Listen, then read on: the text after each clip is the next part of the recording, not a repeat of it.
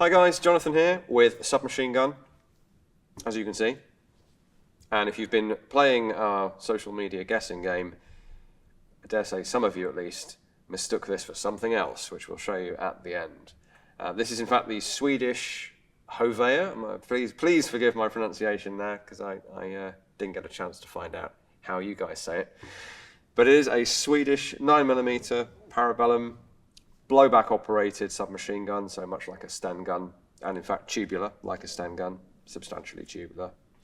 About 700 rounds per minute, so it runs a little bit faster than a Sten gun, but other than that, that's the ballpark that we're talking about here. So the designation is FM 44, 44 being 1944, so logically enough, this is an attempt to adopt a new submachine gun by Sweden, but another country will enter the chat later on. It's perhaps, well, it's technically interesting in a couple of aspects. Mention those right away. So it has the coffin magazine, quad stack magazine, feeding down to, let's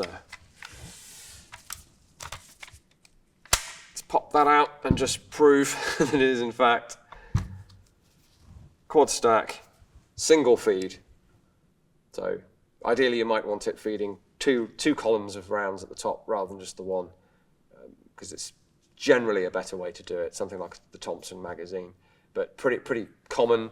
It allows you to more precisely position the round. It's easier to design to have a single feed magazine, but this is allowing you a much higher capacity. So this is in fact the Finnish Suomi coffin magazine, which is a 50-round magazine. So it's a pretty impressive capacity for what is at the end of the day a box magazine. Compare that to the classic Thompson with a 20-round double stack magazine, later on a 30-round, but not in the initial launch as it were, and then a 50-round, much heavier, bulkier 50-round drum magazine. That is a much better option. Later on in the development of this family of weapons, they would go for a lower capacity magazine. The gun itself, as I've mentioned, is a simple tubular receiver. It's made to higher standards than something like a Sten. Fortunately, it wasn't developed at a time of extreme panic, and so it didn't have to be quite so basic as the Sten. And this is quite nicely finished with this sort of blackish blued finish that's in pretty good nick. It's worn off in a couple of places, but overall this relatively rare prototype is in good condition. We've got a really chunky pistol grip here, like excessively chunky, but then if you know the sort of lineage of these Scandinavian submachine guns, a big chunky pistol grip is not uncommon for those. And a huge trigger guard, it's quite a simple trigger mechanism inside here with a huge trigger as well. And then we have underneath a bolt lock mechanism. So with that lever in place, you cannot cock the weapon. This is a safety feature for that almost legendary ability of blowback submachine guns to accidentally fire or negligently fire when you don't want them to. So some form of locking the bolt shut is not a bad safety option, and it's quite simple to flick that off, and it will then open and cock onto the sear there for firing. And you also have, like a lot of the first generation submachine guns, the ability to pull back the cocking handle further into that safety notch, and then you can have it in a slightly more ready condition to knock it out of the notch onto the sear for firing. I'm not sure either of those is better than the other, but two main safety features there, because there is no safety catch, or in the case of a Sten, a selector, a cross-bolt selector. There's no other controls on this. Magazine catch, bolt lock, cocking handle. Speaking of the cocking handle, that's another Sten-like feature. That's very much like the Mark I cocking handle on the Sten, like a top hat shape with the knurling on it for grasp. Sights are relatively elaborate for, well, certainly by Sten standards, with a 3-position rear notch system. Somewhat unusual.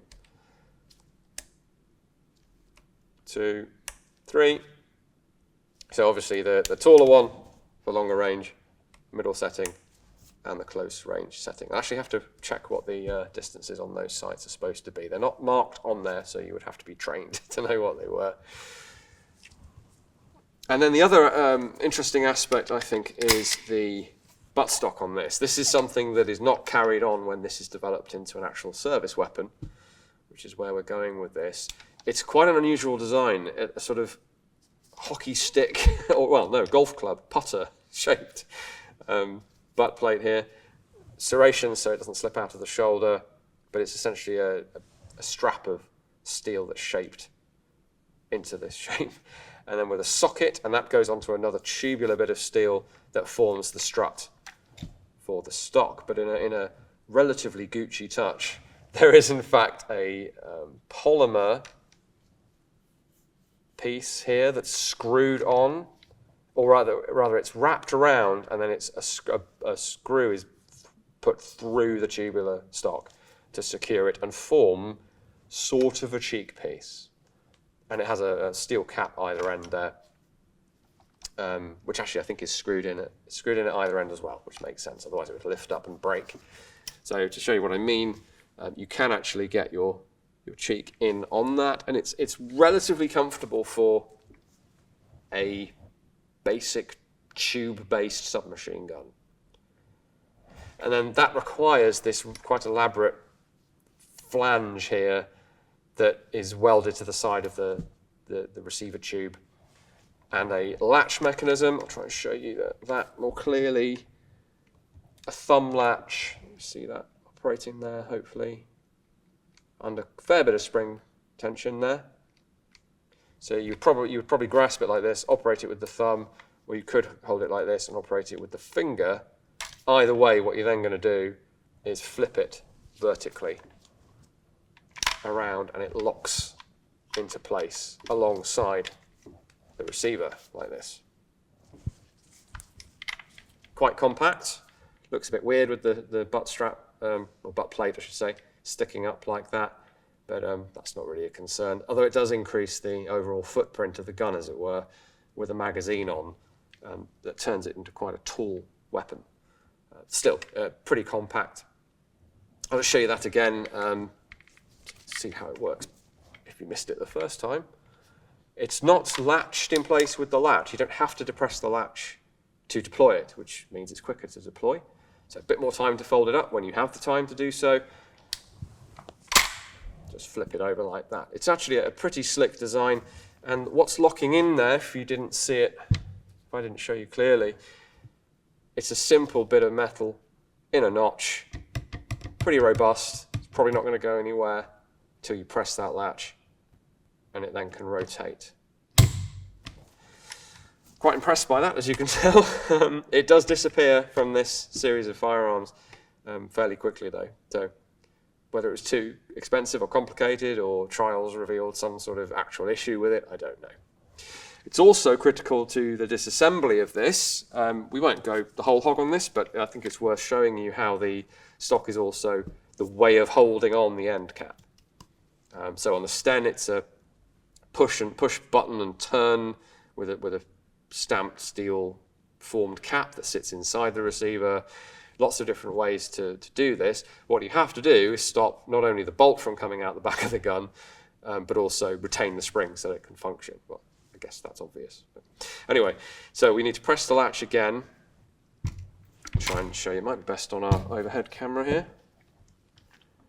So you see, hopefully on here, there is a notch in this sort of spigot that runs through the back and holds on this all critical receiver end cap. And at no point in its arc can we simply pull this through. Oh, actually, important fact before I take this any further, can you see, hopefully, as the stock folds, that arm, that spigot portion of the stock actually is cammed outward. So it's on a track and it is moving inwards, and that is so that the stock tube can clear the receiver. If it did not have a cam in there, it would fold on top of the flange and it would foul the receiver body. So it's quite a simple but clever way to get a stock that lies, that sticks out here but curves in and is in line with the weapon. And then when it folds up, it gets cammed out the way, so it's further out this way. That's a cool feature. And again, it's how we take the thing down. So I'll see if I can do this without moving it off camera, but we have to press in on the butt cap, and then at a certain point, that frees up our stock tube, and you can see, I'll show you that to the other camera,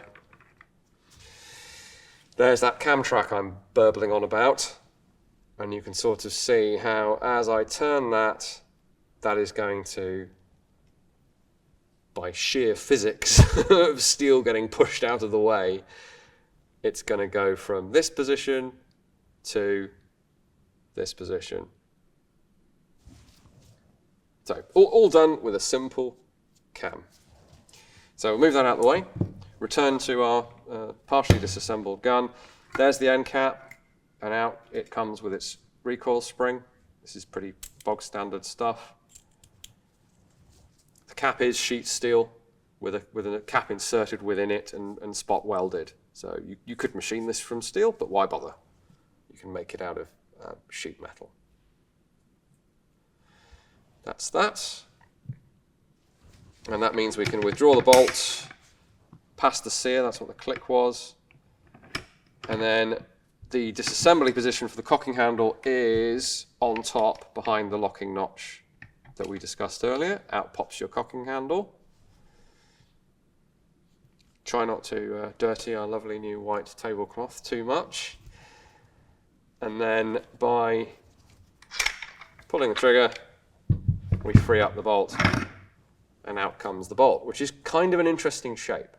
It's not a million miles away from a Sten bolt, but it's quite different at the front, a bit more reminiscent of something like an MP40, with a protruding front portion that supports the cartridge and holds the fixed firing pin.